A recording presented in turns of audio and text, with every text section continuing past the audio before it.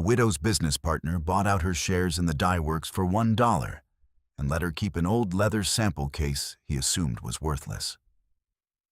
14 months later, that case was the only thing standing between his biggest client and a ruined shipment.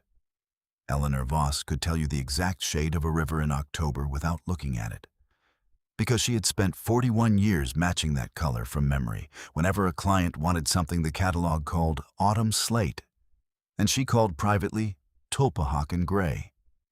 She was 71 years old. She had been a textile colorist for 38 of those years. And before that, she had been a chemistry teacher's daughter who grew up mixing her father's reagents into the sink when he wasn't looking, testing what happened when blue met yellow, met a splash of vinegar. She could look at a swatch of fabric under 3 different kinds of light: morning window light, fluorescent shop light, the yellow cast of an old incandescent bulb, and tell you within 1 part in 10,000 how much more red the dye bath needed. Nobody had taught her to do this. She had built it, 1 failed batch at a time, across 4 decades, in a converted mill building on the bank of the Tulpehocken Creek in Kestrel Falls, Pennsylvania. She had married Walter Voss in 1979. 44 years, almost to the week, before he died of a stroke in the parking lot of the hardware store, still holding a bag of wood screws he never got to use. Walter and a young engineer named Frank Ashworth had started the dye works 46 years earlier, with 2 vats, a coal furnace, and a handshake agreement that neither man ever bothered to update once lawyers existed to do such things properly. Voss Ashworth Custom Dye Works. Eleanor had joined the company at 29, learned the trade at the elbow of a colorist named Sal Petrocelli, who was blind in 1 eye and could still hit a Pantone match closer than anyone in 3 counties. And by the time she was 40, she was the one training the new hires. She had a private notation system, a shorthand of numbers and symbols she and Walter had developed in the 70s specifically. So a formula card left out on a table would mean nothing to a competitor who found it. Nobody else at the company had ever fully learned to read it. There had never been a reason to. Walter had trusted her with the formulas and the way you trust the person who has been standing next to you at the same workbench for 4 decades. That was the life Roland Ashworth inherited an interest in 9 years ago, when his father Frank died and left him half the partnership on paper. Roland was 35 at the time, freshly out of a business school outside Philadelphia, and he had never once dipped a hand into a dye vat. Roland's rise inside the company was slow and, for a long time, unremarkable. He called it modernizing, new software for inventory, a rebrand of the letterhead, a hard push into commercial contracts, away from the smaller custom orders that Eleanor had built her reputation on. He was polite to Eleanor in every meeting anyone else attended. Eleanor's process is a work of art, he told the board, twice in the 18 months after Walter's funeral. The question is whether art scales. He said this while Eleanor sat 3 feet away from him at the same table.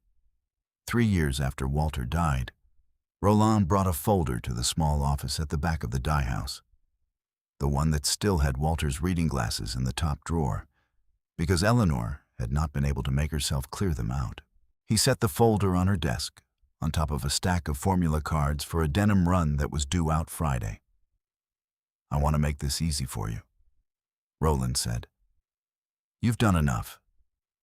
You shouldn't have to sit through depositions and share transfers at your age, worrying about lawyers. I'll worry about all of that. That's what I'm for." Inside the folder was a settlement, Eleanor's half of the ownership, the half that had never been fully refiled after Walter's death, because the original 1979 partnership agreement between 2 young men with a handshake had never anticipated either of them dying. And Roland's attorneys had found the gap in the paperwork before Eleanor's ever did. Was being formally purchased for $1, a goodwill payment, the document called it. In exchange, Eleanor would retain the title of colorist emerita, receive no further compensation, and vacate the office by the end of the month. $1, Eleanor said. She did not raise her voice. 41 years in a business built on precision had taught her that the loudest reaction in the room is rarely the one that matters. Is that the market value of what your father and my husband built, Roland? Or is that just the amount you decided you were comfortable signing your name next to? Roland's jaw worked once before he answered. It's a legal formality. The company needs clean ownership to bring in the investment we're discussing with Cascade. You'll still be colorist emerita. Your name is on the wall. My name was never on the wall. It's your father's name. It's my husband's name. It hasn't been Voss Ashworth on anything since you had the trucks repainted. She had noticed that 11 months earlier and said nothing at the time, because she had believed, foolishly, that there would be time to say something about it later. She hired a lawyer 2 towns over, a young woman named Priya Nair, who read the original 1979 agreement twice, and told Eleanor gently that the gap Roland's people had found was real. Eleanor's ownership had never been formally re-perfected after Walter's death, and Pennsylvania law did not require Roland to pay her anything close to fair value for an interest that, on paper, existed in a kind of legal fog. Priya could fight it. It would take 2 years and cost more than Eleanor had. Eleanor thought about the dye vats, about the 22 people on the floor whose paychecks depended on the business not tearing itself apart in court. And she signed the settlement. The only thing she asked for, the day she cleared out the office, was the old sample case that had sat under Walter's desk since before she'd even started working there. Roland barely looked at it. It was scuffed brown leather, the brass latches gone green, one corner reinforced with electrical tape that had itself gone brittle with age. "Take whatever sentimental stuff you want," he said, already looking at his phone. "None of that has any value to the company going forward. We're all on the digital system now." He meant it kindly, in the specific way people mean things kindly right before they take everything that matters and leave you the one thing they've decided is worthless. Eleanor carried the case out to her car herself. It weighed 11 pounds. She did not let anyone help her with it, though 2 of the younger dye technicians offered, both of them looking at their shoes instead of at her. She did not cry in the parking lot. She had decided that morning, driving in for the last time, that she would not give Roland Ashworth the satisfaction of a scene, even one he would never witness. She drove home along the Tulpehocken with the case belted into the passenger seat like a person. And when she got to the small house she and Walter had bought in 1985, she set it on the kitchen table and did not open it for 6 days. For 6 days, Eleanor Voss did nothing that resembled a plan. She answered condolence calls from 2 of her former colleagues, both of whom kept their voices low, as though Roland's office might be listening through the phone line. She watched the leaves change along the creek from the kitchen window, the same window she had watched them change from for 38 years. Except that for the first time in nearly 4 decades, she had nowhere she needed to be at 7 in the morning. Her right hip, which had been giving her trouble since a fall on the dye house floor 11 years earlier, ached worse in the cold mornings now that she wasn't moving on it the way the work used to force her to. She noticed herself standing in the kitchen for long stretches, holding a coffee cup she had forgotten to drink from. And she recognized this as a version of what had happened after Walter died, the particular stillness of a life that had lost its shape. On the 7th day, a Sunday, she opened the case. The latches had gone stiff, and she had to work them with a butter knife before they gave. Inside, the case was lined in faded burgundy felt. Divided into a dozen compartments Walter had built himself out of scrap plywood sometime in the 80s, the joinery slightly uneven in the way of a man who was better with numbers than with a saw. In the top tray sat 40-some small glass vials, each stoppered with cork, each holding a pinch of dried pigment or a folded paper of powder, and each labeled in Eleanor's own handwriting from a range of decades. The ink on the oldest labels gone the soft brown of weak tea. Beneath the tray was a stack of index cards. Over 300 of them, each one a formula written in the private notation she and Walter had invented in 1979. Symbols for mordants, fractions for dilution ratios, a system of dots along the margin that indicated how many test batches a formula had taken to perfect. No one outside this house could read a single card in this case. And Eleanor understood, turning them over one at a time at her kitchen table, that this was not sentimental. This was the sum of everything she knew that had never once been written down anywhere Roland's digital system could reach. At the bottom of the case, beneath the last tray, her fingers found a seam in the felt lining that gave slightly under pressure. She worked it loose and found a false bottom, warped with age, and beneath it a single card in an older hand than the others. Walter's hand, not hers. Dated March of 1987. It was the original formula for a shade the company had been matching for a client called Cascade Denim ever since. The deep, slightly warm indigo that Cascade had built 38 years of brand identity around, a color so specific to the company that their marketing called it simply Cascade Blue. Walter had written a note in the margin, in pencil, faded but legible. E. If anything ever happens to me, this is the only copy. Don't let anyone rush this one. It took us 4 months to get right the first time. Eleanor sat at her kitchen table for a long time with that card in her hand. She did not know yet what it would mean. She only knew that Roland had told her, with his phone already lighting up in his other hand, that none of this had any value going forward.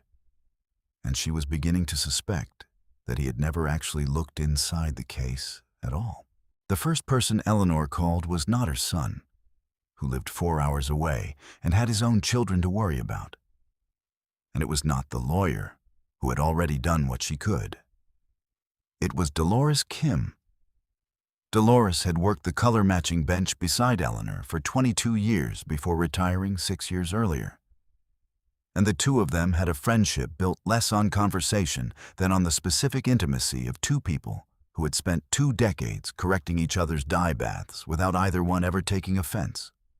Dolores had left the industry with her chemistry license still active, and a converted 2-car garage behind her house on Birch Street that she had, half as a joke, outfitted with a small fume hood, 2 second-hand dye pots, and a spectrophotometer she'd bought at an equipment auction for $400 when a competing mill in Reading closed down.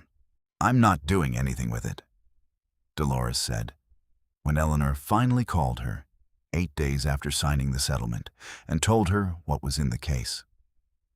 "The garage, I mean. Come look at it. Bring the case." Eleanor stood in the doorway of that garage the following Tuesday morning and felt something in her chest unclench for the first time since the funeral 3 years earlier, that this whole business had started to feel like an echo of. The garage smelled of the same ascetic tang as the dye house floor, faint under 30 years of sawdust and old motor oil. Dolores had a workbench along one wall, uneven but sturdy, and a window that let in flat gray morning light. The same light Eleanor had learned to trust more than any other for reading a true color. It was 11 feet by 22 feet. It had one working sink. It was, by any reasonable measure, nothing at all like the dye house Roland now controlled, with its digital inventory system and its rebranded trucks. "Well," Dolores said, watching Eleanor set the case down on the workbench and open it. "What have you got?" What Eleanor had, it turned out, over the following weeks, was more than she had let herself believe while she was still inside a building that told her, every day in small ways, that she had less. Word moved through Kestrel Falls the way it always had, mouth to mouth rather than screen to screen. A woman named Carol Petrosky, who ran a quilting shop on Main Street and had been buying small batch dyed cotton from the Ashworth Company for years, mentioned to a friend that her last order had come back with a green that didn't match anything she'd ordered before. The friend mentioned it to her sister, who mentioned it to Dolores, who mentioned it to Eleanor on a Thursday in November, 4 weeks after the garage had become, in all but name, a working color lab again. "Call her," Dolores said. "Charge her something, not a favor, a price." Eleanor sat with that for a full day before she called Carol Petrosky, because the last time anyone had discussed a price for her work, it had been $1, and it had come from a man who never looked up from his phone. But she called. She quoted Carol $40 for a formula match and 45 minutes of her time, a fraction of what a commercial lab in Reading would have charged. And Carol paid her in cash at the garage door and left with a swatch of cotton dyed a green, so close to her sample that she held the two side by side in the doorway for a full minute before she believed it. It was $40. It did not fix anything that had happened. But Eleanor drove home that afternoon and, for the first time in 2 months, did not think once about the folder Roland had set on her desk. By the middle of December, Eleanor had 6 regular small clients, 2 quilting shops, a upholsterer in the next town over, a costume designer for a regional theater company who needed a very specific stage blue that read "True" under gel lighting, and 2 hobbyist weavers who had found her through Carol. None of it was large. Combined, the work brought in perhaps $600 a month, a fraction of what she had earned as a salaried colorist. But every formula she matched using her own notation, tested in Dolores's garage with equipment that cost less than the folder Roland's lawyers had prepared. She began keeping her own set of index cards, a new stack entirely separate from Walter's, in a plain metal recipe box Dolores found for her at a hardware store. Dolores did the titrations when Eleanor's hip made standing at the bench too long a problem. And in exchange, Eleanor taught her, finally, after 22 years of working beside her without ever fully explaining it, how to read 3 symbols in the old notation, enough that if anything ever happened to Eleanor, the knowledge would not simply end again. "You should register this," Dolores said one evening in January, looking at the growing stack of invoices Eleanor had started keeping in a shoebox. "Make it a real thing, a name." Eleanor thought about it for 2 days and then drove to the county office and filed for a sole proprietorship. She named it Voss Custom Color because it was, finally, only her name on it, and no one else's father's name attached to obscure it. It cost her $68 to file. It was the first decision she had made in 14 months that came from something other than survival. She did not think about Roland Ashworth much that winter, which was, in its own way, a kind of victory she did not announce even to herself. Roland Ashworth, in the meantime, was having what he considered the best year of his professional life. He had used the clean ownership structure from the settlement to bring in a minority investment from a regional private equity group, and he had used that capital to modernize the dye floor further. Automated dispensing systems, a new logo on the trucks, a glass-walled conference room where the old cutting room used to be. He gave an interview to a regional business journal in February, standing in front of the new equipment in a suit that had cost more than most of his employees made in a month, and said that the company's future was in scalable precision, not artisanal guesswork. He did not mention Eleanor by name. He mentioned once some of our legacy processes, in a tone that made clear he considered them settled history. The company's largest account by far, nearly 40% of annual revenue, was Cascade Denim, a mid-sized American denim manufacturer that had used Voss Ashworth, and then Ashworth Custom Color as its exclusive indigo supplier for 38 years. Cascade had built an entire brand identity around a shade they marketed as Cascade Blue, a deep, warm indigo that customers could apparently recognize on a store shelf from 6 feet away. The contract was worth $2.4 million a year to Ashworth Custom Color, and it depended entirely on the color never visibly shifting from one production run to the next. When Eleanor left, the formula for Cascade Blue had been fully transferred into the company's new digital inventory system by a data entry contractor working from the physical formula cards in the file room. All the cards, except the one Walter had hidden in the false bottom of the case 38 years earlier. The one with his handwritten note about the 4 months it had taken to get right the first time. The digital record showed a formula that was, on paper, complete. It listed the base dye, the mordant, the standard modifier ratio. It did not list the second modifier, added at a precise stage of the bath and in a precise sequence, that Walter and Eleanor had discovered by accident in month 3 of their original 4-month struggle, and had never written on any card that left this house. Because by 1987, it lived only in Eleanor's hands, and in the pencil note Walter left for her alone. Roland's new colorist, a capable young woman named Priya Desai. No relation to Eleanor's lawyer, a coincidence Eleanor would only learn much later, mixed Cascade Blue from the digital record in early March for a routine production run of 60,000 yards. It came out close, not identical. Close enough that it passed the in-house check. Roland signed off on the shipment himself, standing in the new glass conference room, telling the investment group on a video call that the transition to digital process control had gone, in his words, exactly according to plan. He had no idea, standing there, that he had just shipped the first visible crack in 38 years of consistency, and that the only person left in Kestrel Falls who could tell him why was 71 years old, working out of a converted 2-car garage on Birch Street, $600 a month, for the first time in her life, answering to no one but herself.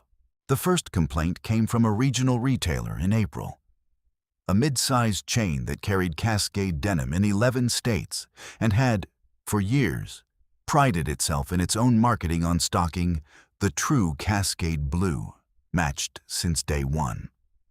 A buyer named Terrence Okafor noticed, while walking the floor of a distribution center outside Harrisburg, that a rack of jeans from the March production run looked faintly different under the warehouse's fluorescent lights than the jackets from the same line hanging 6 feet away.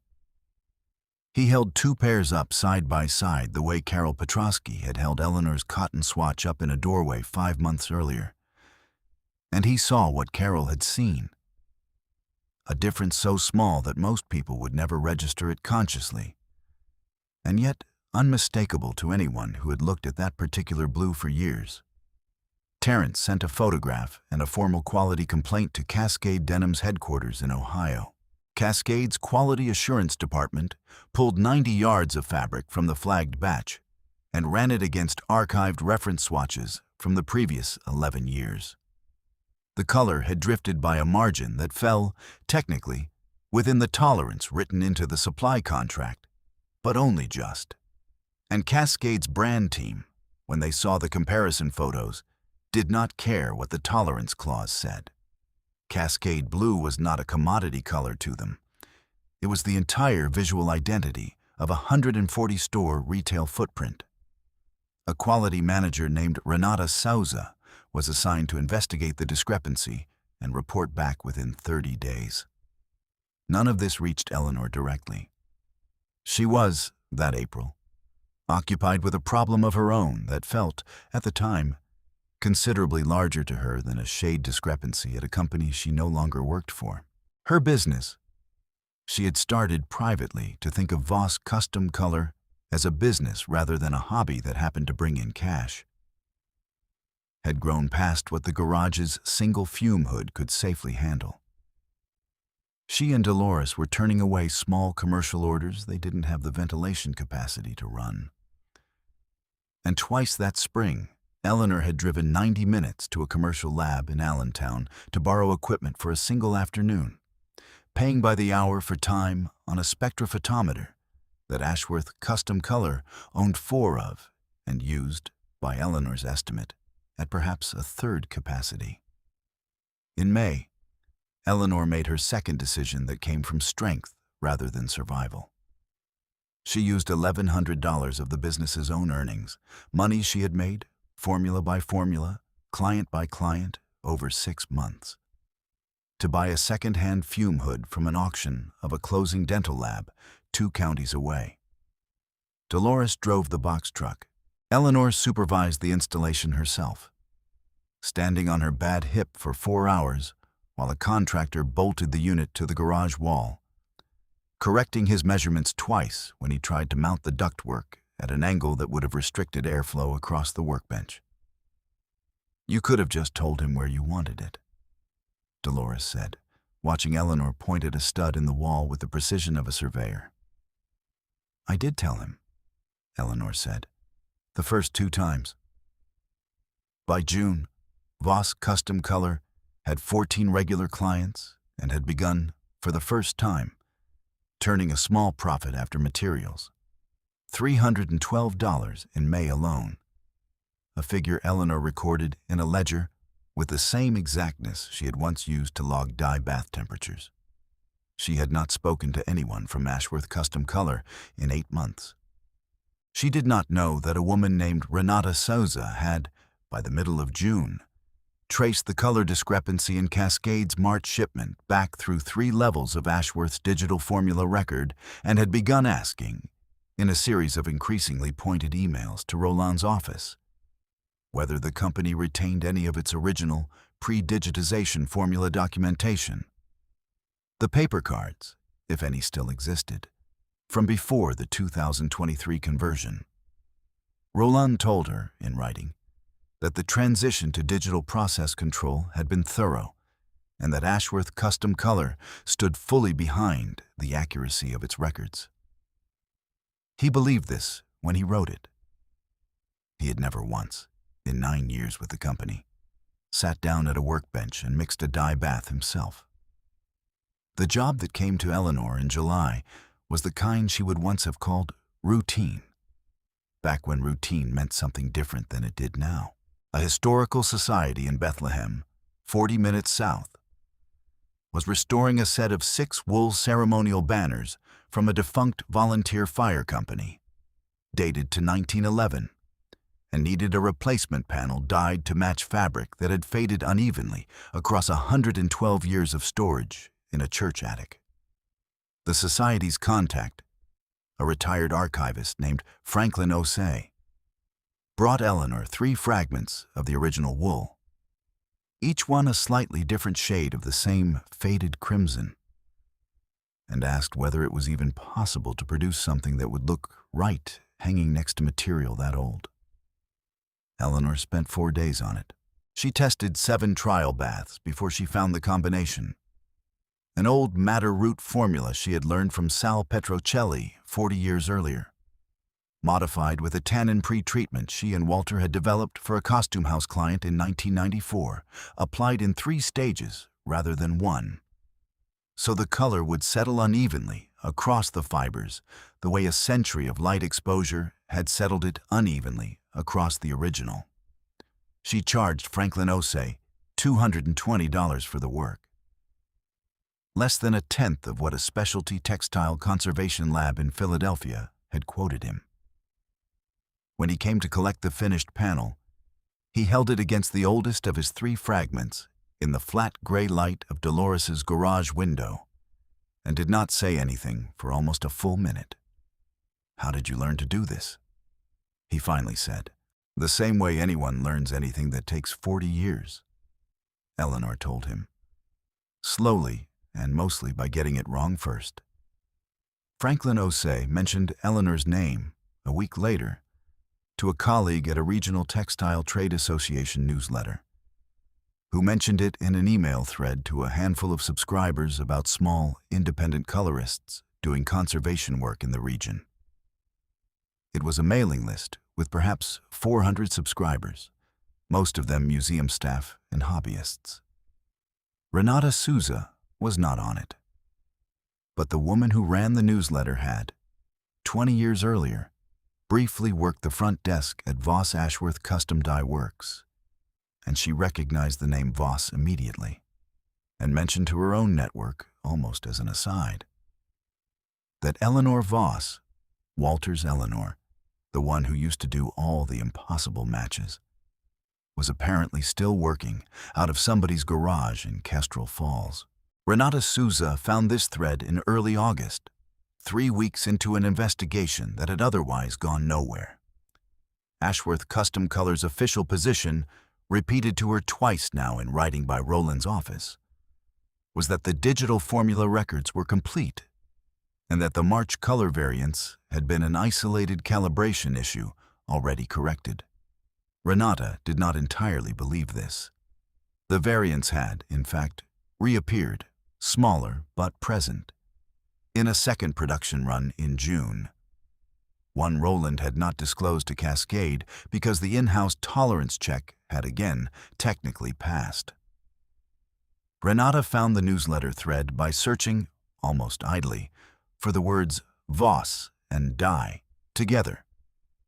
Hoping to understand more about the company's history than its current leadership seemed willing to share. She called Ashworth Custom Colors' main line and asked the receptionist whether Eleanor Voss still had any relationship with the company. The receptionist transferred the call to Roland's office without asking why. Eleanor retired 3 years ago, Roland told Renata, in the pleasant, unhurried voice he used with anyone he did not consider a threat. She was wonderful in her time, genuinely. But the industry has moved past a lot of what she was doing. Everything she knew is fully documented in our system now. I can walk you through the digital formula record myself, if that would help put your team at ease. I'd like to speak with her directly, if that's possible, Renata said. Just to understand the original process. I don't have current contact information for her, I'm afraid, Roland said, which was true in the narrow sense that he had deleted Eleanor's number from the company directory 11 months earlier and had never once thought to write it down anywhere else. But I promise you, Miss Souza, the variance you're seeing is a calibration matter on our end, and we're addressing it internally. There's nothing in our historical process that isn't already captured. Renata thanked him and hung up, and sat for a while at her desk in Ohio with a feeling she could not entirely name. The specific unease of being told, calmly and confidently, something that did not match what her own eyes had seen in a stack of comparison swatches. She wrote Eleanor Voss's name on a sticky note and put it on the edge of her monitor, where it stayed for the rest of the summer, unresolved. The third production run came out in September, and this time the variance was not subtle. A batch of 42,000 yards, died under a rushed schedule after Roland had promised Cascade's supply chain team he could recover the lost time from the summer's quality delays, came back with a Cascade blue that looked, under the warehouse lights in Ohio, almost gray by comparison to archived swatches from a decade earlier. Renata Souza did not need a spectrophotometer this time. She held the fabric up to a window and could see it with her own eyes. The way Carol Petrosky had. The way Terence Okafor had. The way anyone can see a thing once they know to look for it. Cascade's leadership convened an emergency call with Ashworth Custom Color on the second Tuesday of September. Roland sat in the glass conference room that used to be the cutting room and listened to Cascade's VP of Brand, a woman named Diane Holcomb, tell him in language that left very little room for negotiation that the September batch would be rejected in full. A loss to Ashworth of just over $340,000 in finished goods. And that Cascade was giving Ashworth Custom Color 90 days to demonstrate a permanent, verifiable fix to the formula, before the company would begin soliciting bids from an alternate supplier for the full $2.4 million annual contract.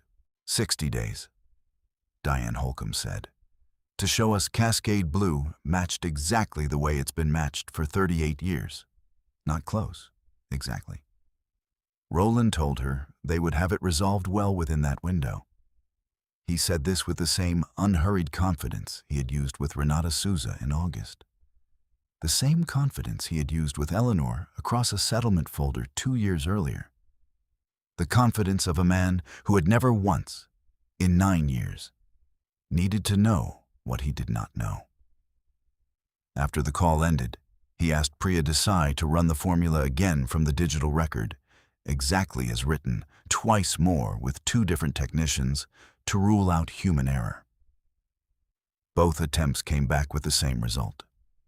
Close, not exact.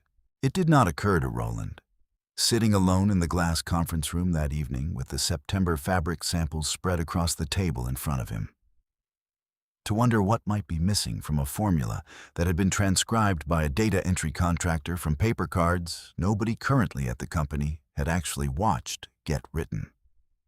It occurred to him, instead, that he had 90 days, a board that had begun asking pointed questions of its own, and no one left inside the building who had ever personally mixed a bath of Cascade Blue by hand. If you've made it this far into Eleanor Voss's story, hit subscribe, because what happens next is the part I've been waiting to tell you. Eleanor did not know that September about the 90-day deadline, or the $340,000, or the sticky note still sitting on the edge of a desk in Ohio. She knew only that Voss Custom Color had, over the summer, grown into something she could no longer run entirely out of a converted garage on Birch Street, and that for the first time since the day Roland set a folder down on top of her denim formulas, she had started thinking not about what had been taken from her, but about what she wanted to build next. In October, Eleanor signed a 2-year lease on a narrow storefront on Main Street that had sat empty for 3 years. A former print shop with a concrete floor already sloped toward a drain. A detail that told her, the moment the realtor unlocked the door, that whoever had run the press before her had needed exactly what she needed. Somewhere the mess could go without ruining anything. The rent was $490 a month. She paid the first 3 months from Voss Custom Color's own account. The ledger she had started in a shoebox now migrated to a proper accounting notebook Dolores had bought her for her birthday.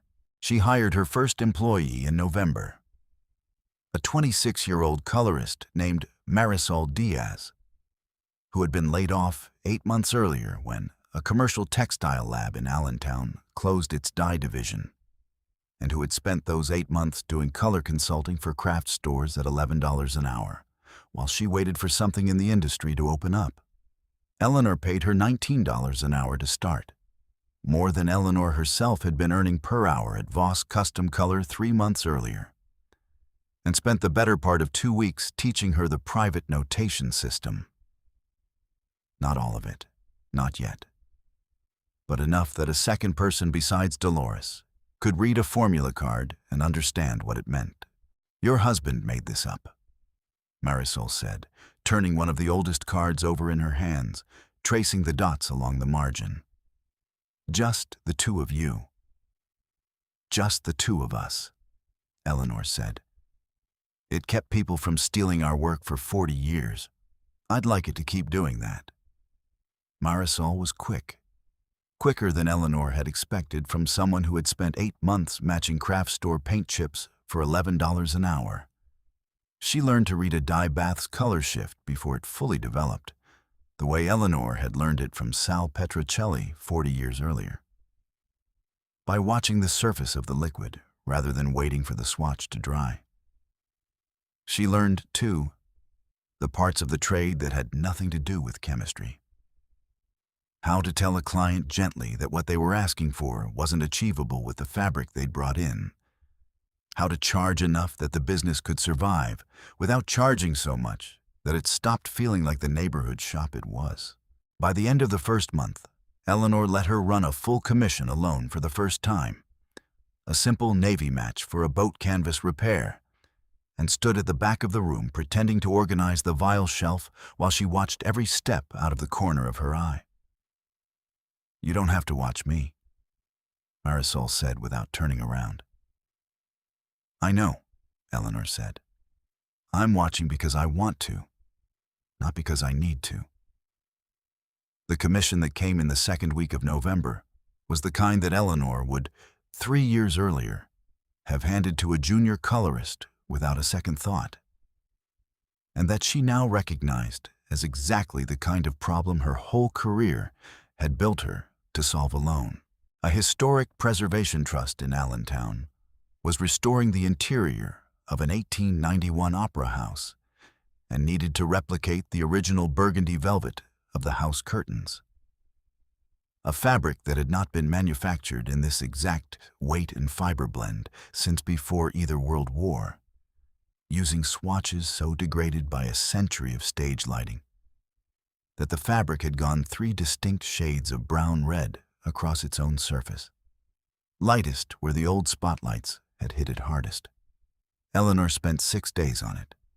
She ran 14 trial baths, adjusting for a fiber content the modern equivalent fabric didn't quite share, testing under 3 different light sources in the storefront's front window the way she always had, checking each result against not one reference swatch, but all 3 degraded shades at once, because the trust wanted the new curtain to look, from the house seats, like it belonged next to the old proscenium rather than replacing it. She invoiced the trust $840 for the work, a fifth of what a specialty conservation lab in New York had quoted them the year before.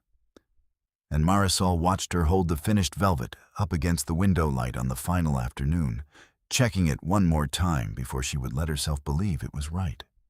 "How do you know when it's done?" Marisol asked. "When I stop finding anything wrong with it," Eleanor said. "It used to take me longer to trust that feeling.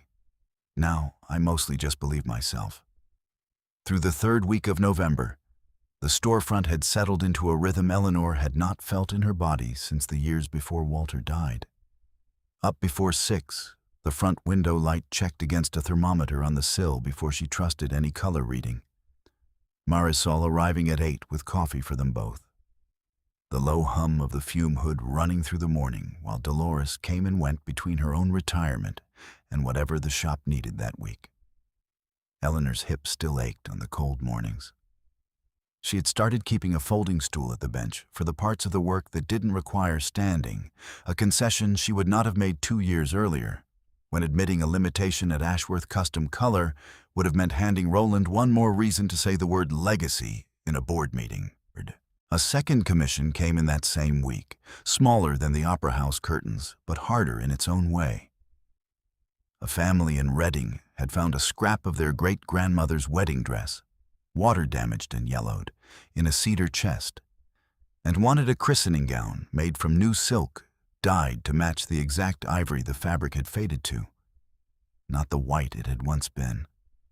Eleanor turned the scrap over in the window light for a long time before she started, the way she always did, letting the fabric tell her what it needed rather than deciding in advance what she thought it should look like. She ran 9 trial baths over 3 days, using a tea and tannin process she had first developed for a costume house in the 90s and had not needed since, adjusting the final wash by fractions of a degree until the new silk sat beside the century-old scrap, without either one calling attention to itself. She charged the family $190. The mother cried at the counter when she saw the match. And Eleanor, who had learned a long time ago not to make a customer's emotion about herself, handed her a tissue from the box by the register and said only that it had been a pleasure to work on something that mattered to her family. Marisol watched all of it. The christening silk, the Opera House velvet, the steady stream of clients who now found their way to the storefront through word of mouth rather than through any marketing Eleanor had ever paid for, and began, without being asked, keeping her own set of index cards in the same recipe box style Dolores had found for Eleanor 2 years earlier. By early December, 3 people in Kestrel Falls could read the notation Walter and Eleanor had invented in 1979. Specifically, so no one outside their own kitchen table ever would. Eleanor thought about that some evenings, closing up the shop, and found it did not trouble her the way she might once have expected. Knowledge that stays in one skull dies with the skull.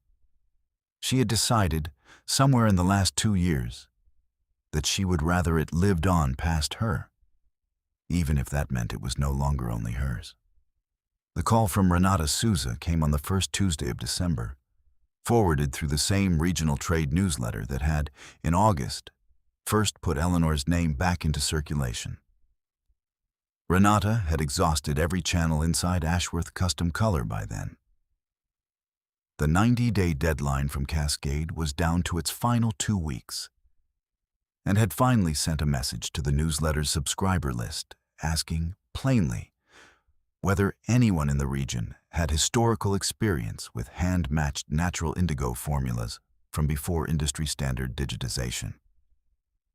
The newsletter's editor forwarded it directly to Eleanor, along with a note.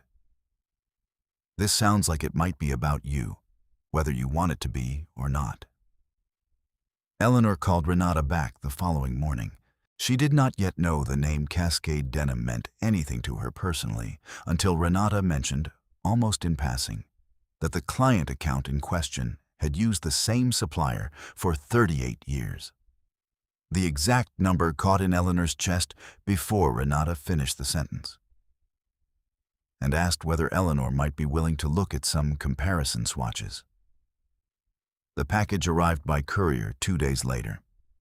6 fabric samples, 3 archived from a decade ago and 3 from the recent production runs, along with a printed copy of the digital formula record Ashworth Custom Color had shared with Cascade as proof of process.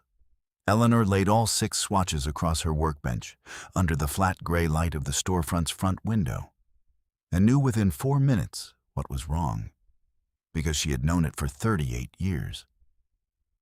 In a way that had simply never been asked of her since the day Roland decided none of it had value going forward. The digital formula was missing the second modifier, the one added at a precise stage, in a precise sequence, that she and Walter had discovered by accident in the 3rd month of a 4-month struggle in 1987, and that had lived ever since, only in her hands and in a pencil note in a false-bottomed sample case that a data entry contractor had never been given the chance to find. She called Dolores that same evening and laid the 6 swatches out on Dolores's own kitchen table, the way she had laid Walter's card out on hers 2 years earlier. "You don't have to do anything for them," Dolores said, watching Eleanor turn the fabric over under the kitchen light. "You know that. You could tell Renata Souza you don't recognize the formula and let Roland figure it out on his own, the way he told you he would." Eleanor was quiet for a while, running her thumb along the edge of the recent swatch, the one that had come out almost gray. "I keep thinking about the 22 people still on that floor," she finally said. "None of them did anything to me. If Cascade pulls the contract, half of them lose their jobs by spring, and Roland will still find some way to land on his feet. He always does. He's the kind of man who does." She set the swatch down. "It isn't really about helping Roland. It's about deciding whether the last 38 years of my life belong to spite now, or whether they still belong to the work. I'd rather they belong to the work." "That's a more generous answer than I'd have given him," Dolores said. She poured herself more coffee from the thermos before she said anything else, giving the silence room to sit between them the way silences at that kitchen table always had. "I'm not doing it for free," Eleanor said. And for the first time in the conversation, something in her voice had an edge to it that had not been there for the 22 dye technicians. "And I'm not doing it through him. If he wants Cascade Blue back, he can watch me sign the contract with someone else's name on it." Dolores laughed, short and surprised, the way she used to laugh on the old dye floor when Eleanor caught an error in a formula that 3 other people had already signed off on. "There she is," Dolores said. "I wondered when she'd show back up." Eleanor spent the next 4 days testing it herself before calling Renata back, because 38 years in the business had taught her never to promise a client a result she had not already proven at the bench. She sourced a modern synthetic indigo base from a supplier in New Jersey.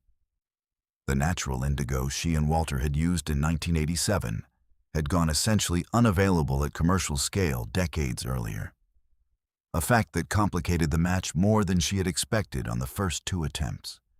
When the modifier that had worked perfectly against natural indigo pulled the modern synthetic base half a step too cool. She adjusted the ratio on the 3rd attempt, then the sequence on the 4th. Running each trial against the archived Cascade swatch from a decade earlier under 3 different light sources, the way she always had, the way no algorithm in Roland's digital system had ever been taught to do. On the 5th attempt, under the flat gray window light at 4 in the afternoon on a Thursday in mid-December, Marisol held the new swatch beside the archived one and set them down on the workbench without saying anything, because there was nothing left to say. They matched.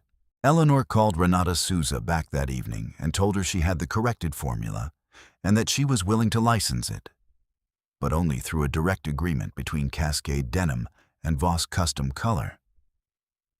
Not through Ashworth Custom Color, and not through Roland Ashworth. "I want to be clear about why," Eleanor said. "This isn't about punishing anyone. It's that the formula was never fully transferred when I left the company 2 years ago. Legally, and as a practical matter, it still belongs to me. If Cascade wants it reliably, going forward, they need it from the person who actually holds it." Renata was quiet for a moment on the line. "Does Roland know you're the one who solved this?"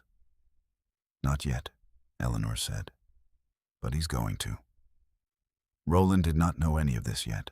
What he knew, that same week, was that the board had scheduled an emergency session for the 2nd week of December, and that 2 of the 4 outside directors, the ones the private equity group had installed after the investment closed, had begun asking, in emails copied to each other, but not to him, whether the company's quality control failures represented a systemic risk to the Cascade relationship or merely an unfortunate run of bad luck.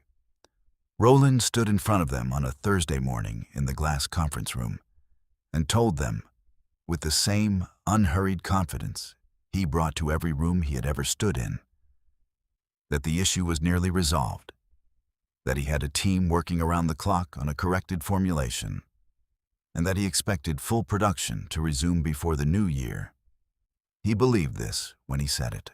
He had, in fact, told Priya Desai to keep running the digital formula against every reference sample in the archive, certain that persistence alone would eventually close the gap between close and exact, the way persistence had closed most gaps in his career up to that point. He did not know that the gap he was asking her to close by brute force was one that had never existed in the digital record to begin with, that no number of retries against an incomplete formula would ever produce the thing that was missing from it. One of the outside directors, a soft-spoken man named Grant Ferris, who had made his money in industrial packaging and had little patience for vague reassurance, asked Roland directly whether the company had located and consulted the colorist responsible for developing the original Cascade Blue formula in 1987. "That colorist retired years ago," Roland said. "Everything of value that she knew is already in our system. I've said this to Cascade directly, and I'll say it here. There's nothing left to recover that we don't already have." Grant Ferris did not look entirely satisfied by this answer, but the meeting moved on to other items on the agenda, and Roland left the glass conference room that morning still believing, as he had believed for 2 years, that the woman who used to sit 3 feet away from him at every meeting had nothing left to teach anyone. He drove home that evening without giving Grant Ferris's question another thought. Cascade Denim signed the direct licensing agreement with Voss Custom Color 5 days later. Well within the 90-day window Cascade had set in September, at a rate that would bring Eleanor's small storefront just under $60,000 a year in consulting income. More than Roland had ever paid her as a salaried employee, for a fraction of the hours, because he no longer had any leverage to negotiate otherwise.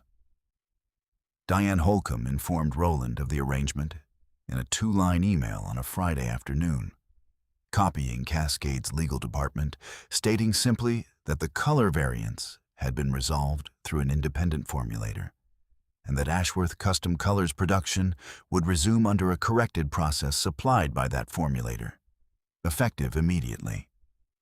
The email did not use the word Voss. Roland had to call Renata Souza directly to learn whose name was actually on the license. He asked her twice in that call whether she was certain the name was correct. Renata told him she was.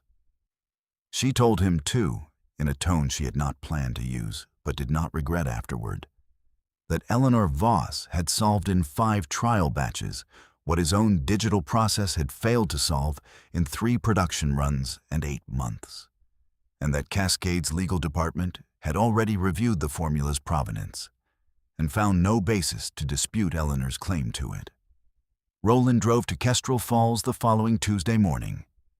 In the leased German SUV he had bought himself the year of the private equity investment, and parked outside a storefront on Main Street he had not known existed 3 days earlier. Through the front window, he could see a woman he did not immediately recognize. Younger, dark-haired, moving between a workbench and a row of hanging fabric samples. And behind her, at a second bench near the back, close enough to the glass that the morning light fell directly across her hands, Eleanor Voss, sleeves pushed to her elbows, checking a swatch against a card the way she had checked 10,000 swatches before it. Roland stood on the sidewalk for a moment with his hand on the door before he opened it. The sign above the window, hand-lettered in gold on green, read, Voss Custom Color, EST. 2 years earlier, though the lettering made it look like it had always been there. Through the glass, he could see, on the wall behind the register, a framed newspaper clipping about the Opera House restoration, and beside it, a shelf holding the same recipe box style Marisol had started keeping her own cards in, 3 of them now, lined up like a small, ordinary, undeniable fact. The bell over the door rang when he came in. Eleanor did not look up right away. She finished the measurement she was taking, set the card down, and only then turned toward him, wiping her hands on the same kind of canvas apron she had worn at the old dye house for 38 years. "Roland," she said. "You're licensing Cascade Blue to them directly," he said. It came out as a question, even though he had clearly meant to say it as a fact. "Renata Souza told me you found the modifier, the one that's not in our system." "I did. That formula belongs to the company," Roland said. "Everything you developed there belongs to Ashworth Custom Color. That was part of the settlement." Eleanor let that sit in the room for a moment before she answered. "The settlement transferred my ownership shares for $1, Roland. It didn't include an assignment of trade secrets because your attorneys never wrote one, because they didn't think there was anything left worth assigning. You told me yourself, the day I left, that none of it had any value going forward. I have the email where you wrote that to the board. I kept it." Roland's jaw worked once, the same small motion Eleanor remembered from the day he'd set the folder on her desk. He looked past her, toward the back bench, where Marisol had gone still, watching without pretending not to. "You could have told me," he said, "before Cascade found out. You could have brought it to me first." "I did bring it to you," Eleanor said. Every day, for 38 years. Before you decided you didn't need to ask me anything anymore. She said this without raising her voice. There were 4 sentences in it, no more. The way there had been 4 sentences in nearly everything she'd said to him for 2 years now. The formula was never yours to lose, Roland. It was only ever mine to keep. The silence that followed was shorter than the one before it, and heavier. Roland looked once more around the small storefront. The fume hood bolted correctly to the wall, the hand-lettered sign, the ledger open on the counter, the operation that had grown, dollar by earned dollar, out of a case he had told her to take because it had no value going forward. "I need Cascade back," he said finally. It was not quite a question, but it was close to one, closer than anything else he had said in the last 2 years. "I know," Eleanor said. "The agreement's already signed. If Ashworth Custom Color wants to keep supplying the fabric, you'll need to keep buying the formula from me. I'd suggest you read the contract carefully this time." Roland did not have anything to say to that. He stood in the doorway a moment longer, the bell above it silent now, and then he turned and left. And through the front window, Eleanor watched him sit in the leased SUV at the curb for almost a full minute before he finally drove away. Marisol came around from the back bench once the SUV had pulled out onto Main Street. "You never told me the formula was worth that much." "I didn't know it was, exactly," Eleanor said. "I only knew it was mine." By January, the storefront on Main Street had a rhythm of its own that no longer bent itself around the memory of the dye house on the Tulpehocken. Snow came early that year, the first real accumulation settling over Kestrel Falls in the second week of the month. And Eleanor found herself, on the morning she opened the shop before Marisol arrived, standing at the front window with a cup of coffee watching the plows work Main Street the way she used to watch the creek from her kitchen window in the months after the settlement. It was not the same stillness. She noticed the difference the first time it snowed. That she was watching the street because she wanted to see it, not because she had nowhere else her body needed to be. She kept the folding stool at the bench through the winter. And some mornings, her hip reminded her, in the old familiar way, that 71 was not an age that forgave itself much. She had stopped minding the reminder. There was a difference. She had decided somewhere in the last year, between a body that ached because no one needed anything from it, and a body that ached because it had been standing at a workbench since 6 that morning doing work. Only it knew how to do. She would take the second kind of ache for as long as it would let her. Marisol noticed it too, the shift in how Eleanor carried herself through the cold months, though she never said so directly. She started arriving 15 minutes earlier some mornings, without being asked, so the fume hood would already be warmed and running by the time Eleanor's hip had loosened enough to stand comfortably at the bench. Eleanor never mentioned it either. Some kindnesses worked better, left unnamed. The Cascade contract settled into its own routine by the end of January. Eleanor sent Renata Souza a signed formula card each quarter, notarized, along with a small batch sample from her own bench for verification. And Ashworth Custom Colors production runs came back true to Cascade Blue for the first time in nearly a year. Roland never called again. He sent a single email in February, forwarded through Priya Desai rather than written directly, requesting confirmation that the licensing terms would remain unchanged through the following year. Eleanor had Marisol answer it. She did not read Roland's name in her inbox again after that. Dolores still came by most Tuesdays. Though the garage on Birch Street had gone back to being a garage, the fume hood sold to a hobbyist glassblower 2 towns over for slightly more than Eleanor had originally paid for it. She and Eleanor kept a standing habit of closing out the week's ledger together over the thermos of coffee. a ritual that had outlasted its original necessity the way good rituals tend to. Word of the Cascade Agreement moved through the industry, the way word moves through any small, specialized trade. Not loudly, but thoroughly, among the people who actually cared. A commercial textile publication in Charlotte ran a 2-paragraph item in March about an independent colorist in rural Pennsylvania who had solved a formula problem a mid-sized denim manufacturer's in-house team could not. And within a week, Eleanor had fielded calls from 2 other regional manufacturers asking, cautiously, whether she took on consulting work beyond conservation projects.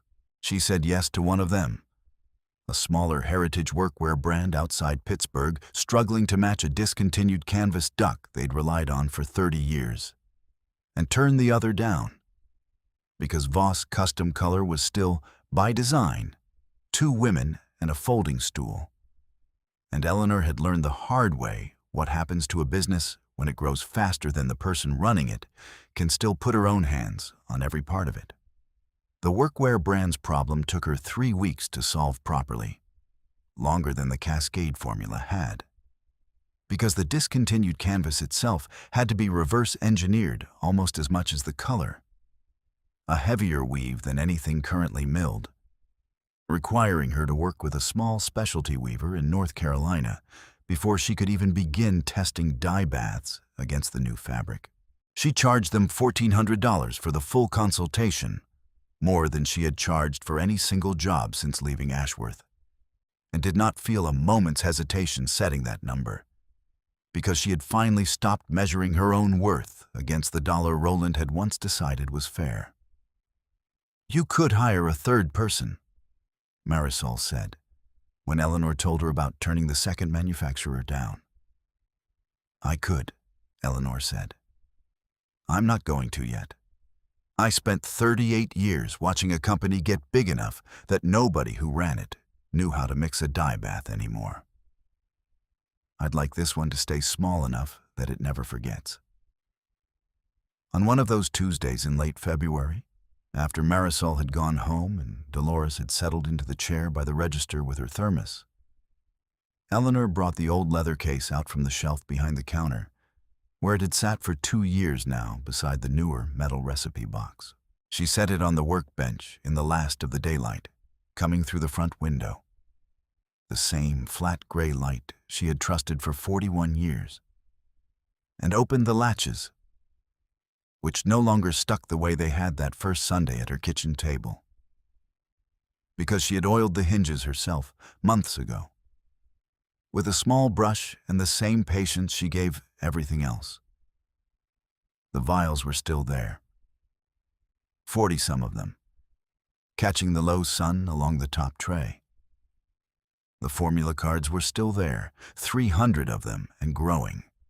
The newest ones written in a hand, steadier than it had been 2 years earlier. Beneath the false bottom, the card in Walter's handwriting was still there too. The pencil note still legible, still true. "Don't let anyone rush this one." Dolores reached over and turned the card gently by its edge, the way you'd turn something that belonged to someone else's marriage rather than your own. "He'd have liked this," she said, "watching you do it your way instead of his." "He did it his way for 46 years, Eleanor said. "I think he'd have liked watching either one of us do anything at all, honestly. He wasn't a complicated man about that." Eleanor did not close the case. She left it open on the workbench, the way she left it open most evenings now, because there was nothing in it left to hide, and because Marisol would be in early the next morning to begin the next commission, and the light coming through the front window at 7 would fall directly across it the way it fell across everything else in the shop that mattered. Outside, the plow passed once more down Main Street, and the sound of it faded, and the shop was quiet in the particular way a room is quiet when the people in it have nowhere else they need to be. The sample case sat open on the workbench, its vials catching the last of the light, every one of them full.